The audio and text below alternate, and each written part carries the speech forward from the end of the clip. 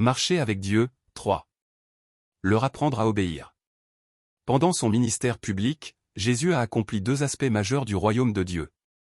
Le premier était d'enseigner et d'annoncer le royaume de Dieu, et de le démontrer en guérissant les malades. Le second était d'appeler des disciples, de les enseigner et de les former. Plus tard, lorsque Jésus est ressuscité des morts et était sur le point de monter au ciel, il a donné ce commandement. Tout pouvoir m'a été donné dans le ciel et sur la terre. Allez, faites de toutes les nations des disciples, les baptisant au nom du Père, du Fils et du Saint-Esprit.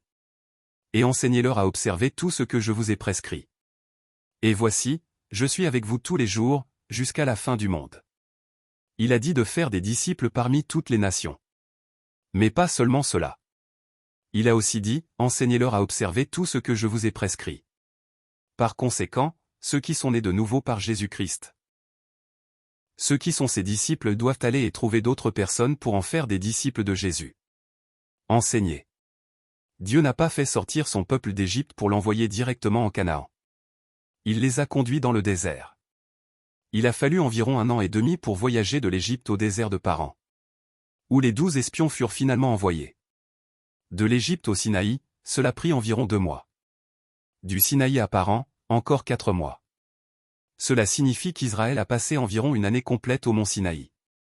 Même quand nous regardons la structure de l'Écriture. D'Exode 15 à Deutéronome 34. Tout ce qui suit leur entrée dans le désert est rapporté. D'Exode 19 à Nombre 10. L'accent est mis sur ce qui s'est passé dans le désert du Sinaï. Près de la moitié du contenu de cette section est ce que Dieu a enseigné à Israël au Sinaï et dans les régions avoisinantes. Bien qu'ils aient erré dans le désert pendant encore 38 ans à cause de l'échec des 12 espions. Toute cette période n'est couverte que par environ 5 chapitres de la Bible. Puis, encore 1 an et 2 mois passèrent jusqu'à la fin du Deutéronome. Et pendant cette période en particulier dans les plaines de Moab, Dieu enseigne de nouveau au peuple d'Israël. Du désert de Paran aux plaines de Moab, il fallut environ 2 mois. Et ensuite, pendant 1 année entière, à cet endroit, Dieu enseigne à nouveau à son peuple. Cette fois à la nouvelle génération. Ceux qui avaient moins de 20 ans au moment de la sortie d'Égypte. Et ceux qui sont nés dans le désert. Tout comme il avait enseigné à leurs parents. Dieu leur enseigne encore et encore. Cette partie de la Bible qui s'étend sur près de 50 chapitres nous montre le zèle de Dieu pour enseigner à son peuple. Ainsi, lorsque Dieu nous enseigne, nous devons bien apprendre. Si nous n'apprenons pas bien comme les Israélites, nous pourrions entrer dans le pays promis par la souffrance et la discipline. Mais continuer à vivre sans nous soucier de la volonté de Dieu, en pensant être les rois de nos propres vies. Et si nous continuons dans cette rébellion, nous finirons dans la destruction. Dieu est le Dieu qui enseigne.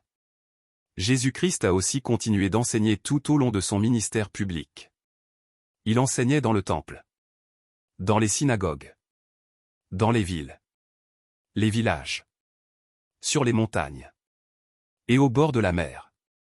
Il enseignait à travers toute la Judée et dans tout Israël. Il enseignait régulièrement le jour du sabbat, constamment et chaque jour.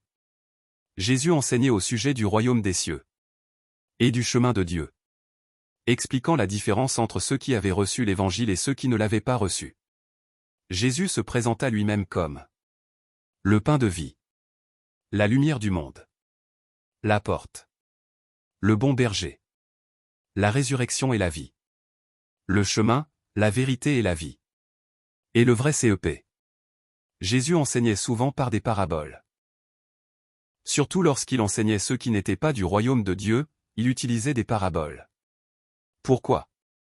Parce qu'ils regardent sans voir, et ils écoutent sans entendre ni comprendre. Jésus ne s'arrêtait jamais. Il enseignait encore et encore en se concentrant sur les disciples et le peuple de Dieu. Nous devons donc enseigner, nous aussi. Non pas simplement comme un choix, mais comme un appel. Et pour bien enseigner, nous devons bien apprendre. Sans penser que nous avons assez appris. Mais en apprenant constamment. Et en enseignant continuellement. Leur apprendre à obéir. En vérité, enseigner et aider les autres à obéir sont une seule et même tâche. Si enseigner se résume seulement à transmettre des connaissances, alors ces choses semblent différentes. Mais dans l'Écriture, enseigner suppose toujours ceci, que les personnes soient conduites à l'obéissance. C'est pour cela que Dieu détruisit la première génération d'Israélites sortis d'Égypte. C'est pour cela qu'il disciplina Israël encore et encore, même après leur entrée en Canaan, lorsqu'ils persistaient dans la rébellion. Et même lorsqu'il les jugeait. Dieu n'a jamais abandonné son plan de sauver son peuple. Par la venue du Messie, Jésus-Christ. C'est cela le zèle de Dieu. Qu'il enseigne, et continue d'enseigner. Jusqu'à ce que son peuple obéisse. Car un enfant nous est né, un fils nous est donné. Et la souveraineté reposera sur son épaule. On l'appellera admirable conseiller, Dieu puissant. Père éternel, prince de la paix. Étendre la souveraineté, donner une paix sans fin au trône de David et à son royaume. L'affermir et le soutenir par le droit et par la justice. Dès maintenant et à toujours. Voilà ce que fera le zèle de l'Éternel des armées. Le reste de la maison de Juda prendra de nouveaux racines en bas, et produira du fruit en haut. Car de Jérusalem sortira un reste. Et de la montagne de Sion un groupe de réchappés. Le zèle de l'Éternel des armées accomplira cela. C'est pour cela que l'apôtre Paul dit aussi. Oh! Si vous pouviez supporter de ma part un peu de folie. Mais oui, supportez-moi. Car je suis jaloux de vous d'une jalousie de Dieu. Je vous ai fiancé à un seul époux, pour vous présenter à Christ comme une vierge pure. Mes enfants, pour qui j'éprouve de nouveau les douleurs de l'enfantement. Jusqu'à ce que Christ soit formé en vous. Je voudrais être maintenant auprès de vous, et changer de langage. Car je suis dans l'inquiétude à votre sujet. Le ministère de montrer. Jésus, qui est Dieu, est venu dans ce monde et a vécu une vie qui révélait le Père. Il n'est pas venu de lui-même. Mais il a été envoyé par Dieu. Parce que le Père lui a donné l'Esprit sans mesure.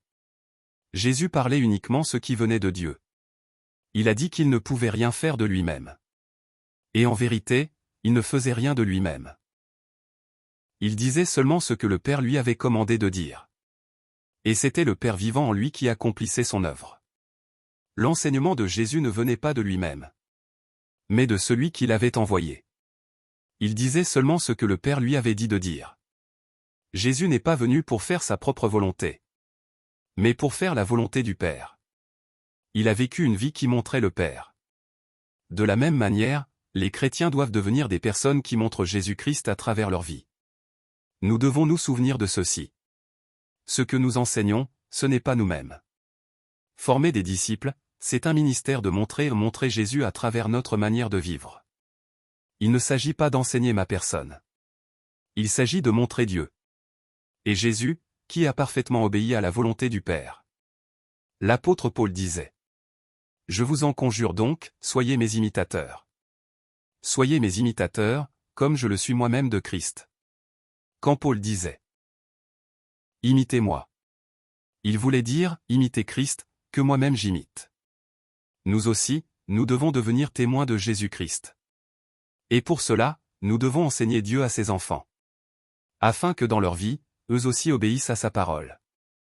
Mais d'abord, nous devons connaître Dieu. Nous devons imiter Jésus. Et pas seulement en parole, mais par notre vie. Nous devons marcher avec les autres, les laissant suffisamment proches pour nous observer. Nous devons marcher avec eux à une distance saine, les aidant à tenir fermement à leur propre place. Et nous devons rester avec eux, jusqu'au jour où ils seront capables de marcher et de servir par eux-mêmes. Voilà ce que signifie leur apprendre à obéir, à imiter Christ, et à le montrer par notre vie. Marcher avec Dieu continue.